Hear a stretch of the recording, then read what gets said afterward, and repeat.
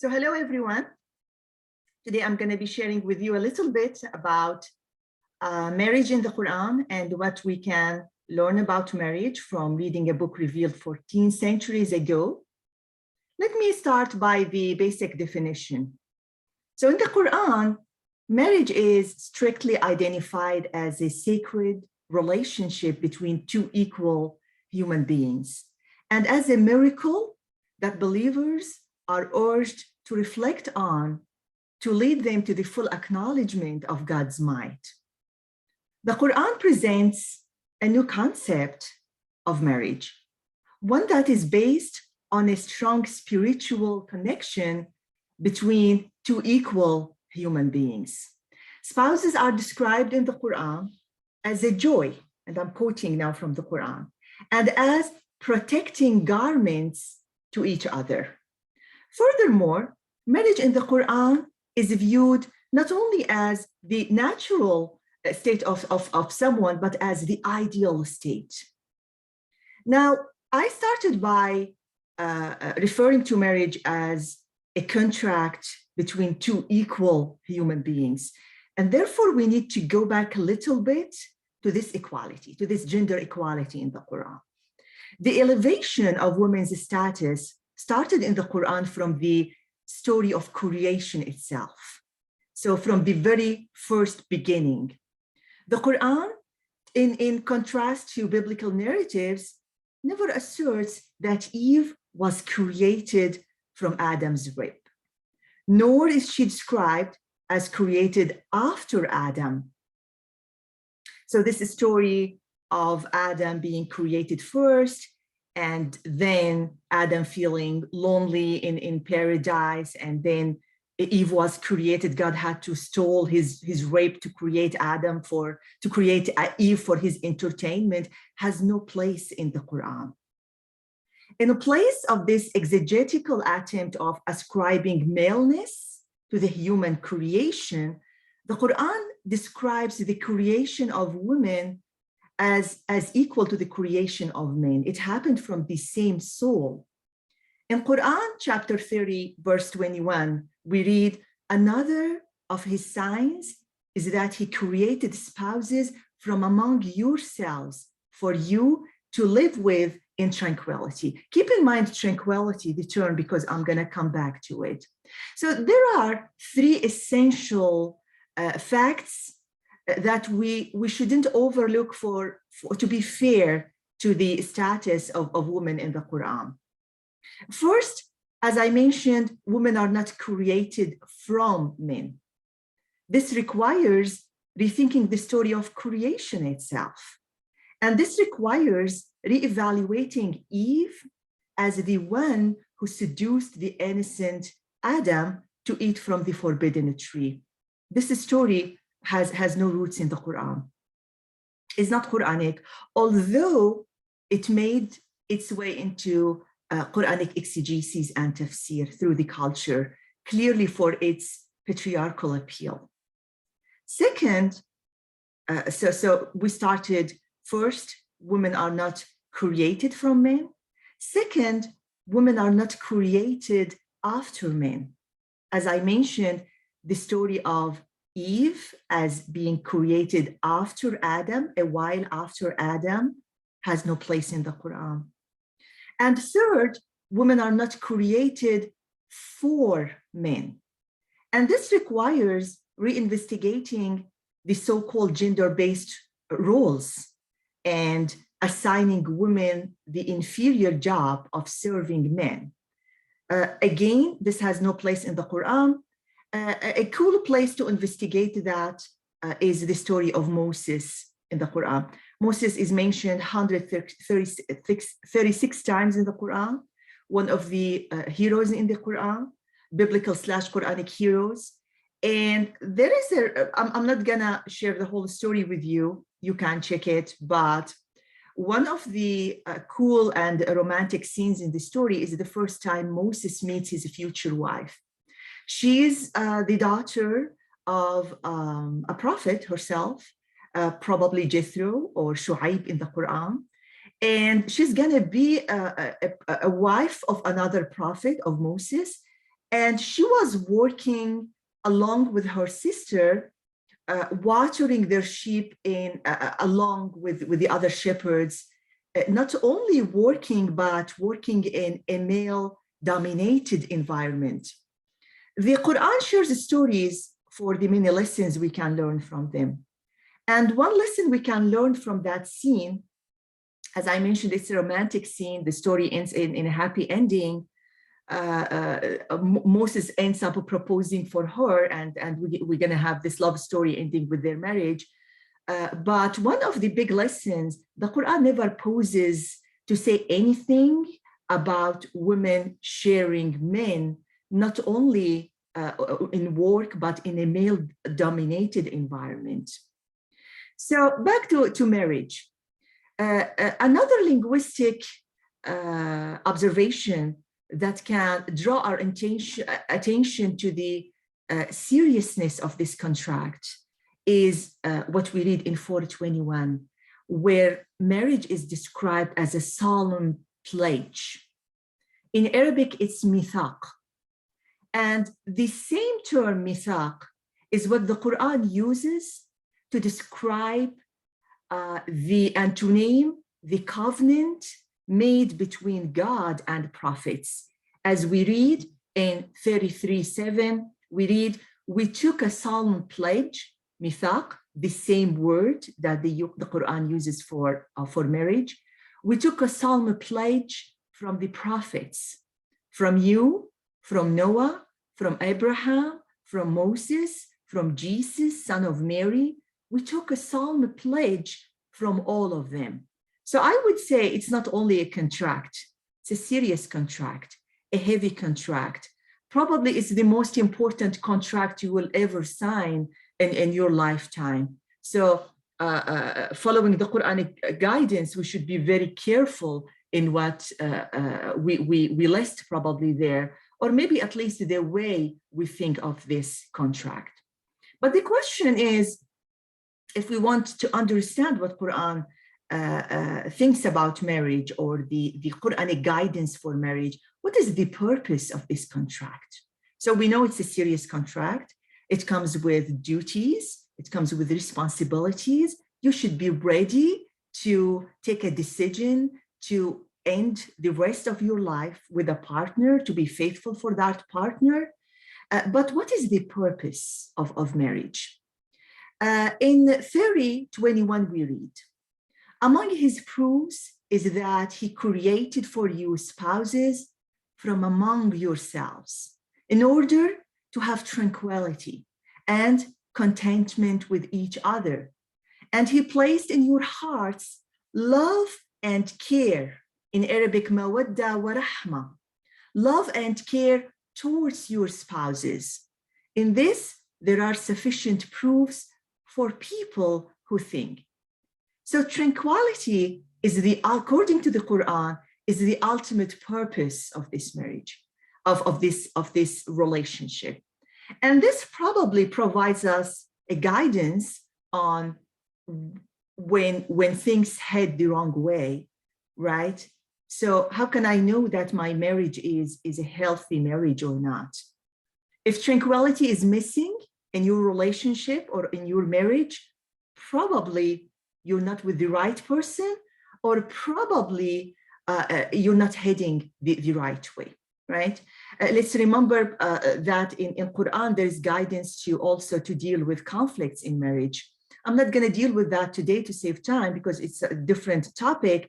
But according to the Quran, when things don't hit the right way, you should start a conversation, a dialogue with your partner where you address the issues. When things escalate beyond what you can do individually, the Quran recommends what can be translated in today's language into marriage counseling. So you seek external help when the dialogue between you and your spouse doesn't work anymore.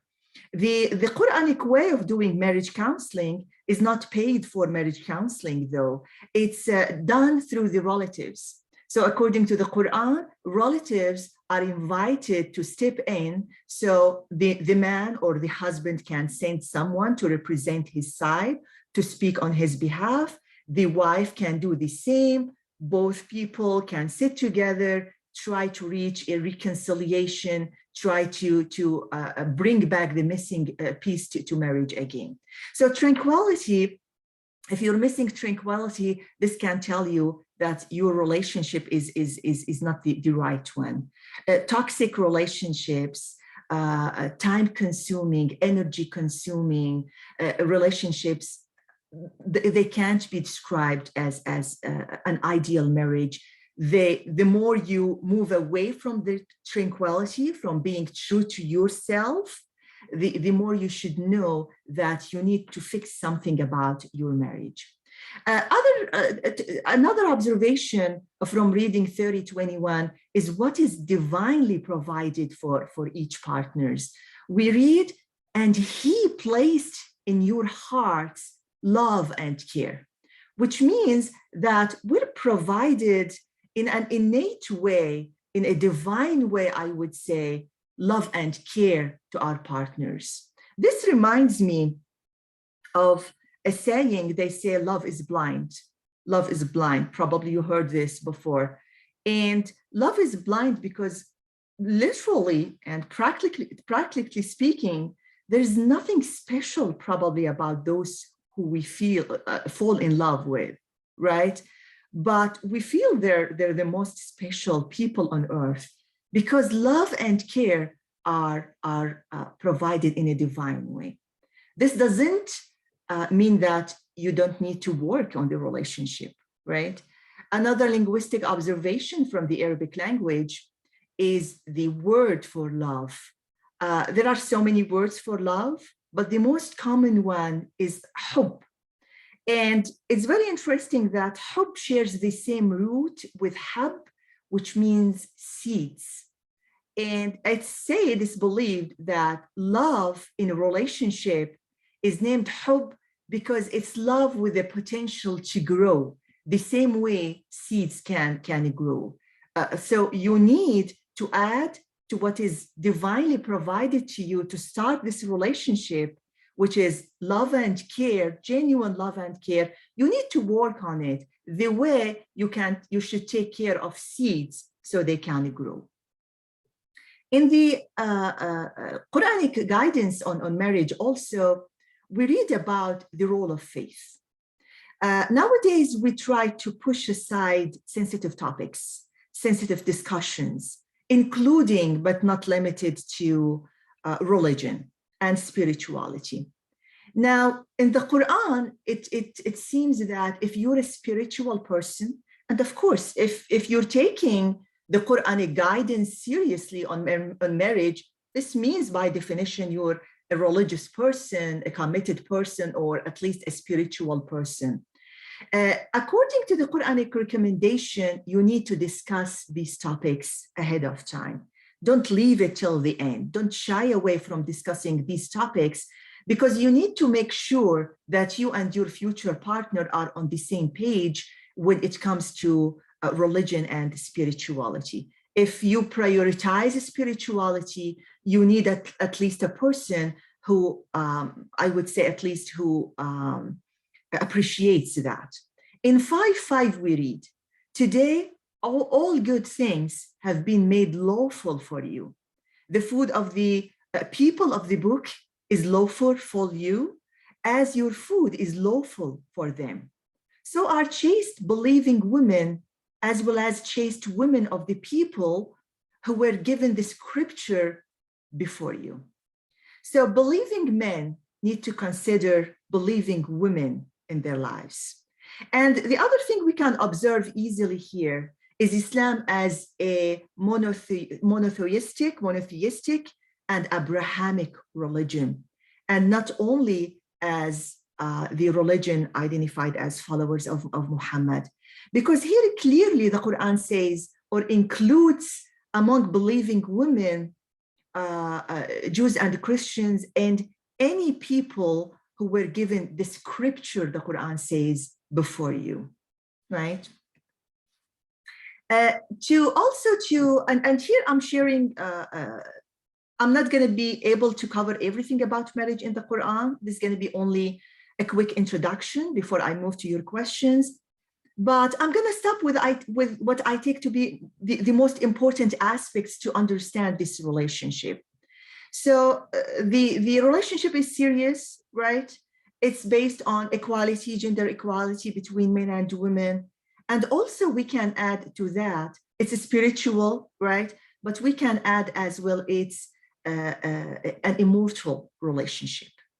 So another confirmation of the spiritual foundation of the marital relationship is found in the Quranic assertion of the eternal nature of this relationship. In the Quran, marriage is a decreed relation that does not end with the death or the decay of the body, since the souls of both believing men and women, spouses, are described as being rejoined in the afterlife. I'm going to provide only some examples. We read, for example, the people of paradise today are happily occupied. They and their spouses are seated on couches in the shade. In another place we read, they will enter perpetual gardens along with their righteous ancestors, spouses, and descendants. So there is a room in the hereafter for spouses to live together, to be joined together in an endless happiness. For an ideal marriage, we can't leave the topic without explaining the role of intimacy. Now, according to the Quranic criteria, an intimate relationship in marriage that elevates the sexual relationship to the ultimate goal of tranquility. I'm not talking about any relationship here. I'm talking about an intimate relationship that can end with the tranquility to both men and women. The Quran provides requirements and several conditions. Some of these conditions are addressed to women. Some of these conditions are addressed to men. Now, when it comes to women, there is a recommendation to avoid intimacy during menstruation. When it comes, and it requires women to be clean and pure. Now, when it comes to the condition addressed to men, there is a general verse in the Quran that speaks the Quranic style of using a general language that can fit any culture, any community, any standards. Now, there's a recommendation given to men to provide, to be ready, or to send something good ahead. It says, send something good ahead of yourselves. And I know it's very general. It's very kind of loose. What do you mean by sending something good, right? Now, according to the Quranic guidance on sexuality, a fulfilling intimate relationship is a relationship that speaks to the needs of both partners. It's a relationship that should be anticipated with preparation, right? The type, the intensity of the preparation is left general. Now, again, because what is appropriate to count as a preparation for an intimate relationship in one culture maybe doesn't match the standards of another culture, so forth and so on, right? So in terms of, let me explain more and then maybe I can give examples. So in terms of sexual stimulation, men and women are different. This premise is almost well known and approved almost by many people, if not everyone. A lot of people think men seem to be able to enjoy less emotionally demanding sex, while many men view sex as an act that can boost love or at least can help improve the couple's emotional status. For women, sex is viewed in a more romantic way, in a more ideal way, as a final, tangible affirmation of an already existing strong emotional ties. And therefore, now we can start understanding why the Quran addressed men with the need to prepare yourself and prepare your spouse for a fulfilling intimacy, right? Either sending gifts or being nice or visual affirmations of love, right? So in order to experience a sexual relationship that can lead to tranquility, I'm going back to the goal times and times again, most women need to feel emotionally secure first. By contrast, most men use sex to build emotional security. And therefore, we see in the Quran, or according to the Quranic guidance, because there is that gap, probably men were addressed to be more sensitive when it comes to approaching intimacy, right? Ways of affirming love, making your partner feel love before you want to enjoy an intimate relationship that can lead to tranquility. Again, it's very personal. It can vary from culture to culture. Even it can vary from couple to couple. And therefore, the Quran probably left it very general. So to put everything together, intimacy in the Quran is conditioned by two conditions. The first one is what we read in chapter 2, 222, and this is addressed to couples, but it's a requirement that women need to take care of. They ask you, Prophet, about menstruation. Say menstruation is adha.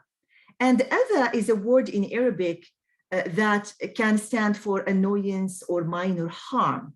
It's an annoying time, right, of the month. So keep away from women during it. Do not approach them until they're cleansed. When they're cleansed, you may approach them as God has directed you. So let's probably try to understand what the Quran is trying to say about intimacy. It's a celebration of love. Pick the right time. When women are annoyed with something, try to be sensitive to that, right? So it's a special time. You need to be prepared for it. And this is type of the preparation that women can take care of. But the preparation doesn't end there. In 223, there is a preparation that men now need to take care of. Your wives are like your fields. So go into your fields, whichever way you like, and send something good ahead for yourselves. Be mindful of God. Remember that you will meet him. So you will see reminding believers of be mindful of God while providing a guidance on sexuality and intimacy affirms us that this relationship is a sacred relationship. So it's no less than a divine, probably, relationship between two equal human beings. A lot has been said about minor marriage in Islam. I don't want to go through the details, but a quick look at verse 4:6 in the Quran can provide us a complete denial of minor marriage. We read, make trial of orphans until they reach the age of marriage. And then the Quran will explain what is the age of marriage. It's going to say, if then you find sound judgment in them, release their properties to them. So the verse is addressing the need to be mindful to orphans' properties and not to give them full responsibility of running their properties until they reach the age of marriage. And this is a different topic, but we can take from it an answer to the question, what is the age of marriage? The Quran clearly refers to it as the age when people reach sound judgment, right? And again, probably you observed it's a very general language. What is the age of sound judgment, right? Again, it's left loose to courts, people, laws, congregations to decide what is the age of sound judgment, because it's here in the United States, it's different from state to state, right? But at least we can say, moving with the generality of the Quran, we can say it can be applied to minors, right? It can't. It can vary, but definitely it can't be applied to minors. Let me end with a beautiful verse on a general rule for conduct in marriage, how to maintain a happy marriage, right? In 4:19, we read, live with them in accordance with ma'ruf. What is, and ma'ruf is translated as what is fair and kind, right? And I take it as the golden rule of conduct in marriage for happy marriages. Ma'ruf is driven from the Arabic root arifa, which means to know, to know. Again, it's very general. Live with your wives according to what is known as the best conduct, as what is known as kind and fair. Why? Because again, the standards for treating women in one society might not work for a standard to be good to your wives in other society. What was valid 100 years ago won't be valid today. What we take today as ideal in marriage probably will be very backwarded, definitely, not probably, definitely will be considered very backwarded 100 years later on, or maybe if you wait 10 years, it won't be even appropriate to use. And therefore, the Quran here is providing a very general guidance. Treat your wives or deal with your wives according to the best standards known by your communities.